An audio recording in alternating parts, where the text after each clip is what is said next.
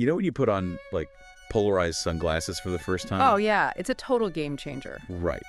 Without them, you just see this blinding, chaotic glare on the surface of the water. But the second you put those lenses on, the glare vanishes. Yeah, and suddenly you can clearly see the fish moving underneath. Exactly. And, language does that exact same thing for complex realities. A precise vocabulary cuts through the noise so you can see the underlying structure. And we are looking at a perfect example of that today for our deep dive. So our sources include this short article that resurrects a highly obscure 17th century political term. Yeah, and the author applies it to critique some recent cabinet selections. Now, a quick disclaimer for you listening. Our mission today is absolutely not to endorse the author's political viewpoints. Right. We are definitely not taking a side on the specific cabinet picks they're criticizing. No, not at all. We are impartially breaking down the structural concepts in the text.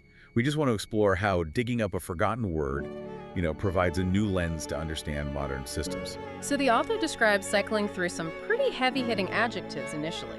Words like imprudent, antiquated, and oligarchic.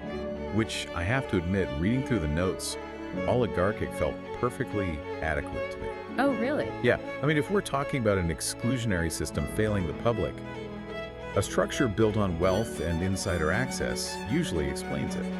It felt a bit, pedantic to go hunting through a Bluesky thread for a more obscure term. Well, oligarchic captures the concentration of wealth, sure, but it completely misses the actual mechanism of selection the author is trying to highlight. Wait, what do you mean by mechanism of selection? Okay, so in an oligarchy, incompetence might happen as a byproduct, right? Like, you hire your billionaire friend's nephew and he just happens to be terrible at his job. Yeah, standard nepotism. Exactly. But the author was searching for a word to describe a system where incompetence isn't just a side effect or an accident. They needed a word where incompetence is the actual core operating principle. Ah, okay. And that distinction is what led them to kakistocracy. Yeah, kakistocracy. So breaking down the Greek roots, you have kakistos for worst and kratos for rule or power. So literally government by the worst. Right. It translates to government by the least qualified, competent, or scrupulous citizens. It's a term that actually dates back to the ideological battles of 17th century English political discourse. Which is wild that it perfectly captures this modern phenomenon. The author argues we're dealing with what they call an inverted standard. Yeah, an inverted standard. Let's unpack the mechanics of that, because it reminds me of, say, managing a professional sports team, but deciding to actively draft the absolute worst players available. Which sounds completely counterintuitive. Right. You aren't doing it because you have a bad scouting department. You're doing it because, within your specific strategy, competence is actually treated as a liability.